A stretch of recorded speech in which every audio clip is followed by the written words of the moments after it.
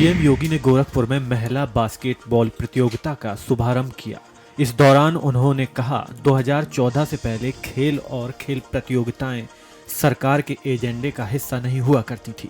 अक्सर इसकी उपेक्षा होती थी।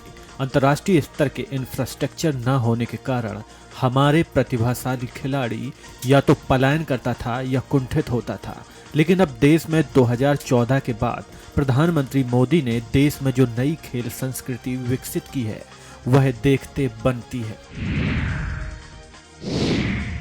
लखनऊ में भाजपा ने एसआईआर को लेकर चिंता जताते हुए जागरूकता अभियान शुरू किया है।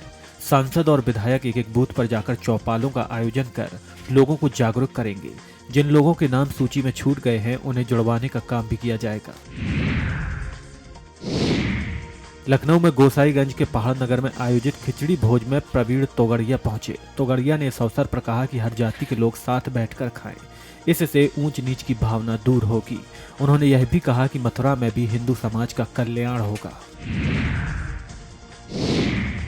पतंग उत्सव पर बोली दिल्ली की मुख्यमंत्री रेखा गुप्ता। कहा, दिल्ली उत्सव की राजधानी है और दिल्ली में पतंगोत्सव के माध्यम से हजारों लोग आज हमारे बसेरा पार्क में जुड़ेंगे, इस उत्सव का आनंद लेंगे। मैं उपराज्यपाल का बहुत धन्यवाद देती हूं जिन्होंने 3 साल पहले इस पतंगोत्सव की शुरुआत की थी।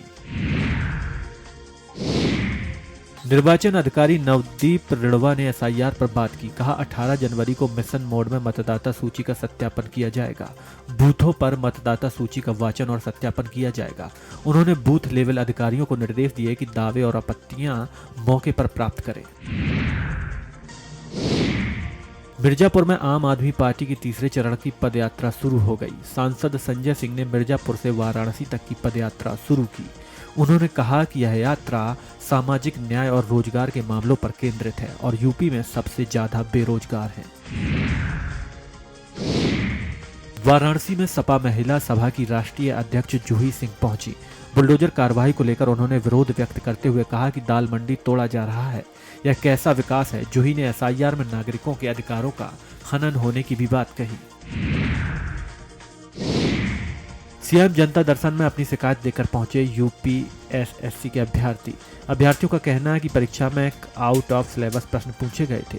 यूपी के विभिन्न हिस्सों से आए अभ्यर्थियों ने सीएम योगी से अपनी समस्याओं के समाधान की मांग की। केजीएमयू में लव जिहाद और धर्मांतरण के मामले को लेकर विश्व हिंदू परिषद ने हजरतगंज में किया प्रदर्शन। प्रदर्शनकारियों ने 2021 से 2025 तक हुई भर्ती की जांच की मांग की और लव जिहाद बंद करो के नारे लगाए। साथ ही कार्यकर्ताओं ने डीसीपी को ज्ञापन भी सौंपा। आगरा में एक रिटायर्ड शिक्षक के साथ 20 लाख की साइबर ठगी। पुलिस और सीबीआई अधिकारियों के रूप में ठगों ने बुजुर्ग शिक्षक को फंसाया। 6.80 करोड़ की मनी लॉन्ड्रिंग का डर दिखाकर की ठगी। उन्होंने जेल भेजने का डर दिखाकर रकम वसूली। सैया क्षेत्र के निवासी 70 वर्षीय शिक्षक को ठगों ने 2 महीने तक डिजिटल निगरानी में रखा और किसी से बात न करने की धमकी दी। नोएडा में ड्राफ्ट वोटर सूची में बेतुके मकान नंबर होने की शिकायत। धौरहरा विधानसभा क्षेत्र से आई शिकायतों के बाद खीरी के डीएम से इस मामले पर रिपोर्ट तलब की गई है। सीईओ नवदीप रिड़वा ने मामले का संज्ञान लिया और कहा कि नोएडा की लिस्ट में मृतकों के नाम भी शामिल हैं, जबकि खीरी में मकान नंबर की जगह गांव का नाम दर्ज किया गया है। मेरठ में भाकियू के नेता राकेश टिकैत ने मेरठ सिटी जंक्शन पर पंचायत आयोजित की। हजारों किसानों ने संगम एक्सप्रेस पर कब्जा कर लिया और रिजर्व बोगियों में घुस गए। जिलाध्यक्ष अनुराग चौधरी की अगुवाई में किसानों ने रेल पर कब्जा किया। इस गुंडागर्दी से मुसाफिरों को ट्रेन में भारी परेशानी का सामना करना पड़ा। किसान प्रयागराज चिंतन शिविर में जा रहे थे। चर्चाओं में प्रयागराज माघ मेले के बाबा मनोज आनंद बाबा सोने के आभूषणों को लेकर चर्चा में है, क्योंकि उन्होंने 5 करोड़ रुपए के जेवर पहने हुए हैं। बाबा पहले चांदी की चप्पल पहना करते थे, लेकिन अब वह नंगे पांव ही रहते हैं। हमीरपुर में एक परिवार ने बेटी जन्म पर खुशी का माहौल। बेटी के पिता बने मौधा निवासी अंजुम परवेज 4 भाई हैं। जब वे पहली बार बेटी के पिता बने तो उन्होंने खुशी में 13 स्कॉर्पियो कारों के साथ रोड शो किया। अस्पताल से घर तक 13 कारों का काफिला पहुंचा, जिन्हें नीले गुब्बारों से सजाया गया था। शामली में बीजेपी की जिला पंचायत अध्यक्ष मधु गुर्जर पर लगे गंभीर आरोप है कि उन्होंने हाईवे पर अवैध उगाही का फरमान जारी किया है। नेशनल हाईवे पर बिना आईडी वाले लठैत गाड़ियों को जबरन रोककर अवैध वसूली कर रहे हैं। ट्रक चालकों को डरा धमकाकर उनके पैसे लिए जा रहे हैं, जिससे व्यापारियों और वाहन चालकों में भारी आक्रोश है।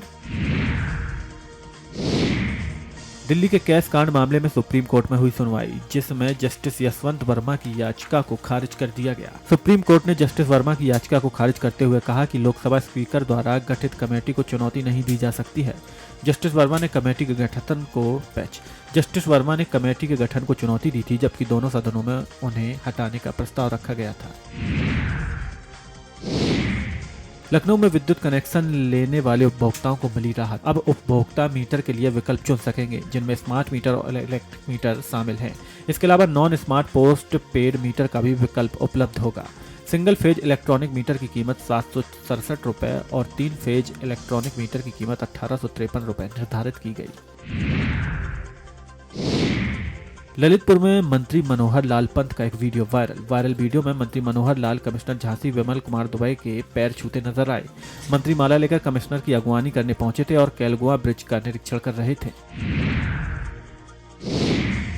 देहरादून में मुख्यमंत्री पुष्कर सिंह धामी ने समान नागरिक संहिता पर दिया बयान। कहा, यूसीसी को लेकर जनता में सकारात्मक माहौल है। पंजीकरण के लिए नागरिक तेजी से आ रहे हैं। इस कानून में नागरिकों की सुरक्षा की गारंटी दी गई है। 27 जनवरी को यूसीसी लागू होने के 1 वर्ष पूरे होंगे। दिल्ली में बीजेपी अध्यक्ष निर्वाचन प्रक्रिया की घोषणा की गई है।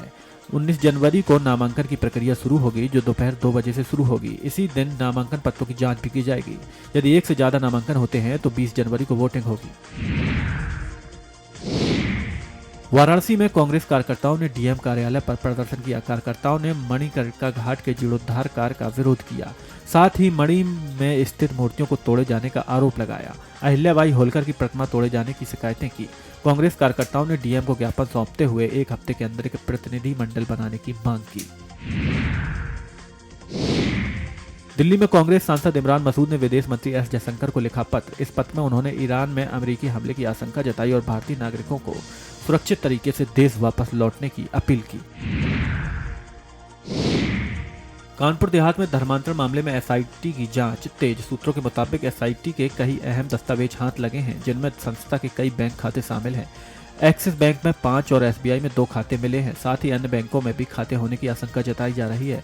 एसआईटी कई लोगों से पूछताछ कर सकती है और विदेशी फंडिंग से जुड़े ट्रांजैक्शनों की भी जांच कर रही है।